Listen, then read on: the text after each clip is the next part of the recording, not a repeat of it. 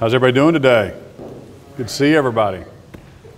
I've missed y'all on our Friday meetings post-session. Glad to get back together with everybody. Thanks to Oklahoma. Thanks to the media for being here. While we're here to discuss, obviously, the tribal compacts that the legislature is coming back in tomorrow, first I wanted to give everybody an update on the storm damage and kind of the progress that's been made over the last few days there in the Tulsa, northeast Oklahoma area. So I was up there in Tulsa, Broken Arrow today, stopped by their command centers, went to Broken Arrow first, then went to Tulsa, and then met with the CEO and went with PSO and actually into some neighborhoods and watched what they've done. So right now the crews, we're down to 35,000, maybe a little bit under. We're going to get an update here right about 3 o'clock. I didn't get it before I came in, but about 35,000 Oklahomans are still without power, and so we're trying to get that restored as quick as possible. And I know how difficult that is when we don't have power in our homes, and so we're working like crazy to get that done. And it's down from 350,000 outages statewide at the actual peak. But there was about 500 poles that went down. It was the equivalent of probably an F1 or F2 type tornado with a 118 mile an hour wind. So extensive damage over in the northeast part of the state. 136 transformers. But the good news is we have 3,500 workers, and people came in from all over the country to help. So we have 3,500 people on the ground right now helping. And to go through a timeline, so last Thursday, through our DPS Commission authority, we waived kind of the weight, size requirements to start locating trucks and make sure that we can get all the equipment in as we saw the storms approaching. So we did that last Thursday. And then on Monday, we found out one of the generators couldn't come on at Magellan, one of the gas plants. And so we had Steve McQueen, our Secretary of Energy and Environment, work with DEQ, and we got that waived so they could get that fired up. To waive some federal and some state requirements to get that going. And then on Tuesday, Mark Gower's just done a great job, our emergency management folks working with the local people. Broken Arrow did a great job as well. But we've been assessing all the damage and getting through what counties have what impacts, and we have to gather all that data. And on Tuesday, we declared an emergency, and that allows us to start accessing some federal funds and do some paperwork that kind of is a tail on the project that allows some of the local municipalities to recover some money as well, and potentially even some homeowners that if they didn't have homeowners insurance would be able to recover some funds. So that's all paperwork, and so we're working on it. We're actually looking at 10 more counties that may qualify as well for a disaster declaration. So we're kind of working through it. But right now we have 10 that we approved. So the next thing I wanted to move to is tribal compacts, and this is something that I think is really important, and I want Oklahomans to understand the issue at hand. And I vetoed this tribal compact, and I want to explain why I did that and what it means. But first off, it's very important for everybody to understand and report on. There's two compacts. The one that I've issued to the tribe and offered to the tribes, and then there's a compact that the tribes have written and issued and sent to the legislature and asked them to override the governor's veto on. So these two compacts are almost identical in financially. So it's a 50-50 split between tobacco sold. The state reimburses the tribes for the tobacco sold in tribal smoke shops or gas stations on trust land.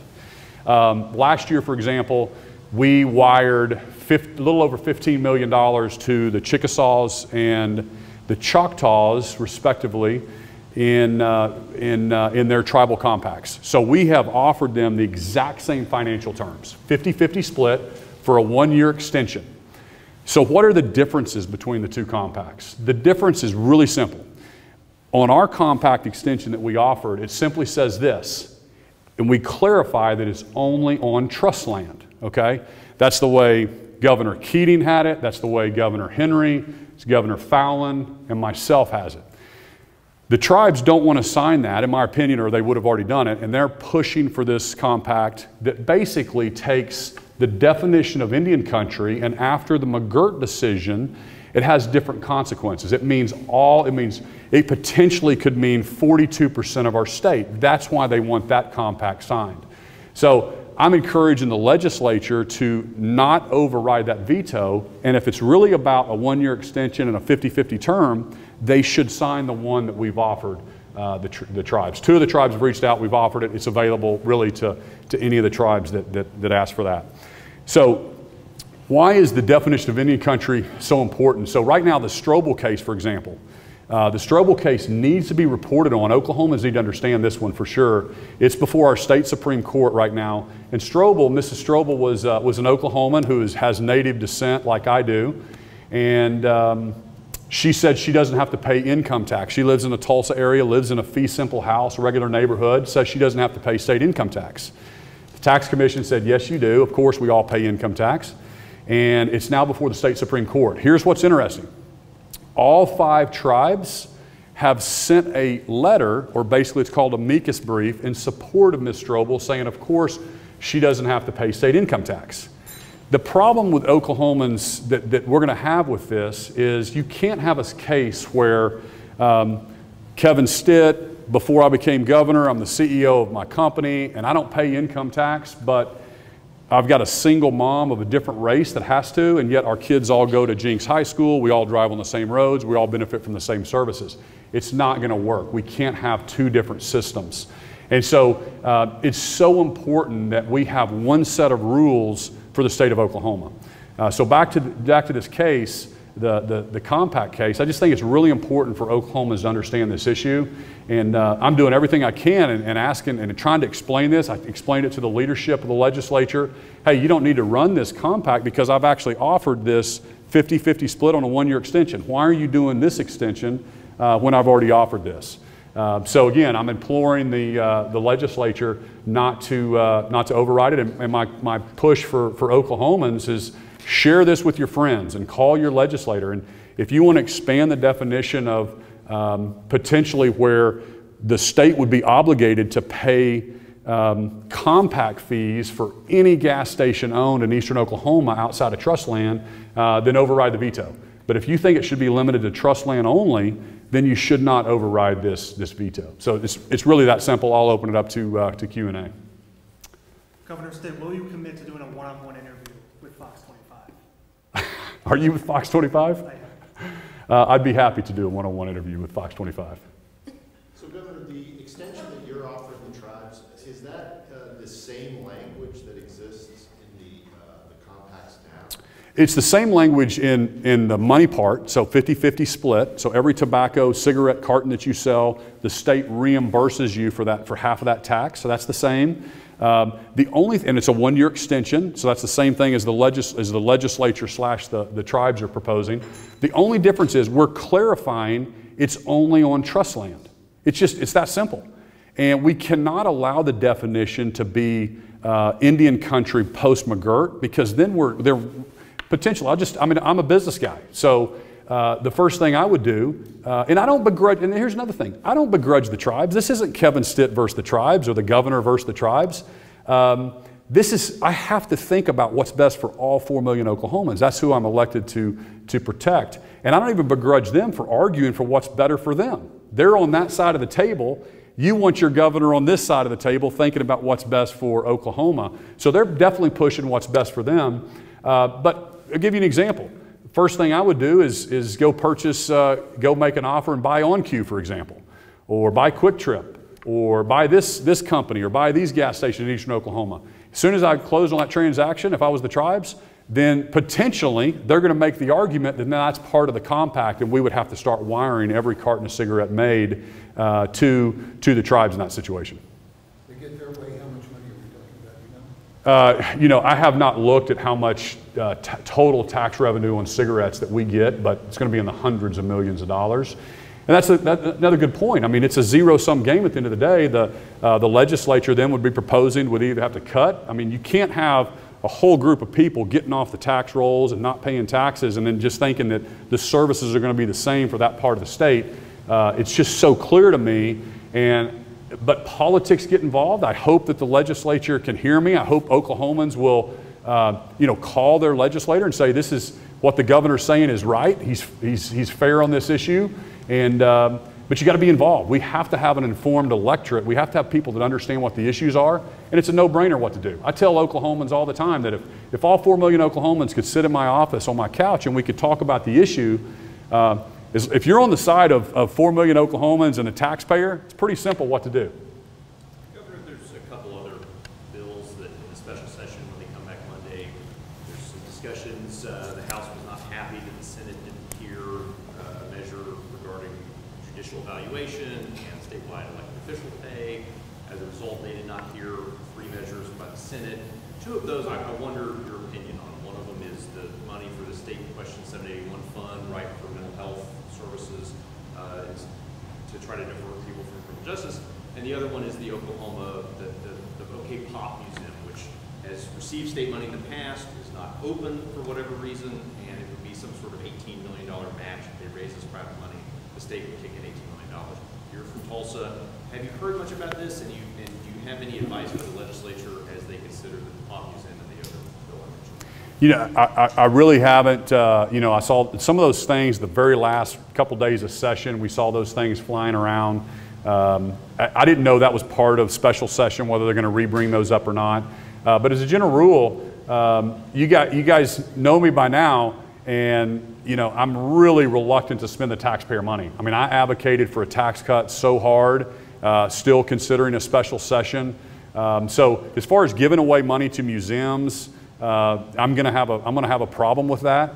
The legislature gave $5 million away to another private museum this year, and so all that stuff just adds up, and then we couldn't get a tax cut. So very frustrating. I know Oklahomans are hurting with inflation, and we throw around $18 million like it's $18, it feels like in this building sometimes. But these are real dollars that need to go back to the consumer, to the taxpayer, and because they're hurting as well.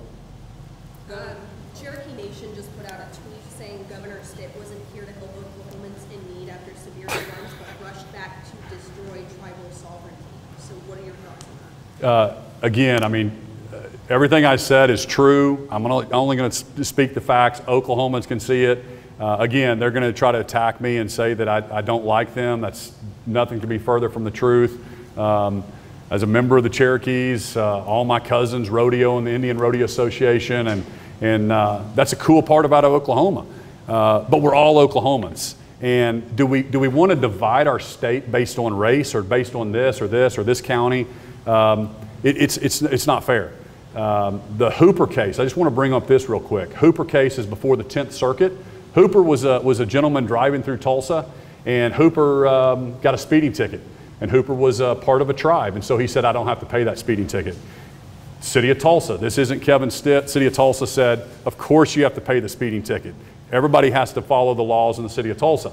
Well, again, all 5 tribes have sent a amicus brief, which is a support letter to the court at the 10th Circuit telling the court, of course Hopper doesn't have to follow municipal guidelines in the state of Oklahoma. I don't know what that has to do with me growing up a Cherokee and becoming governor of Oklahoma. We want everybody to be successful. I just don't believe in saying that this group doesn't have to play by the same set of rules as everybody else.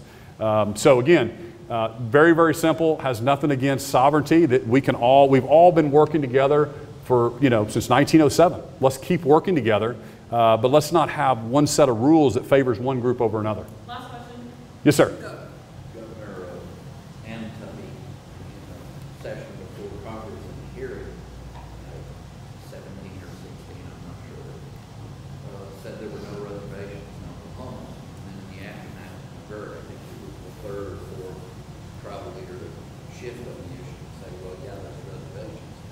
I realize the definition of reservation and definition of Indian is John Paul.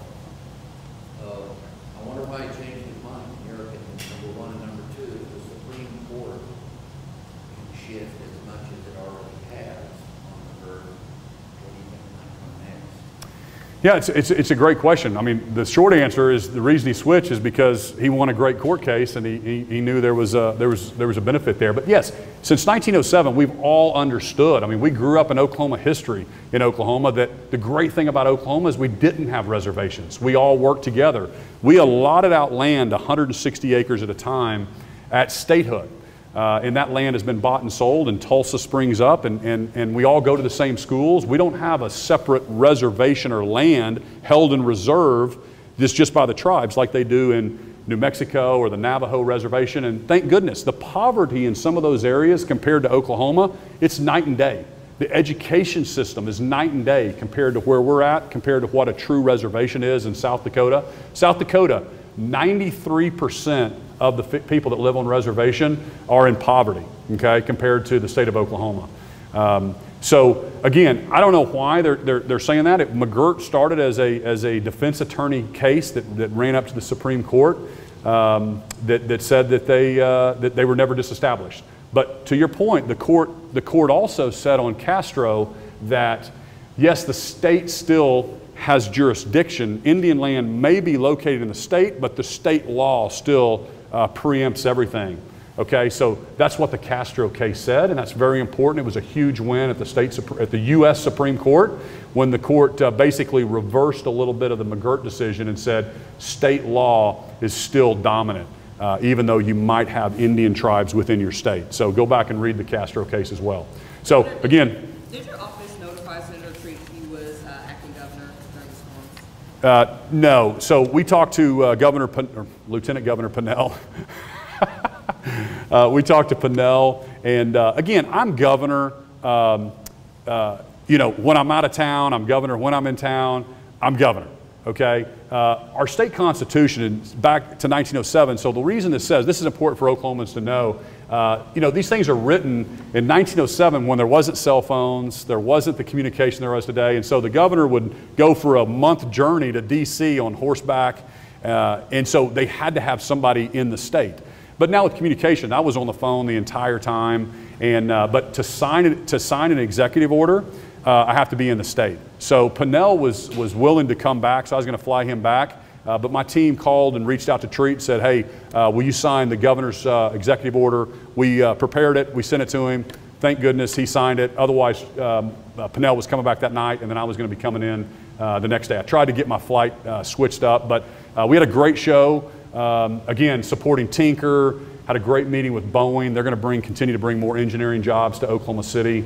And so those trips are set up, you know, years in advance. And so it just always happens that the governor goes out of town and something happens. And so we spent a lot of time on the phone with the PSO CEO and all the different folks, making sure they had all the resources that they needed. But again, thank y'all so much for reporting on us.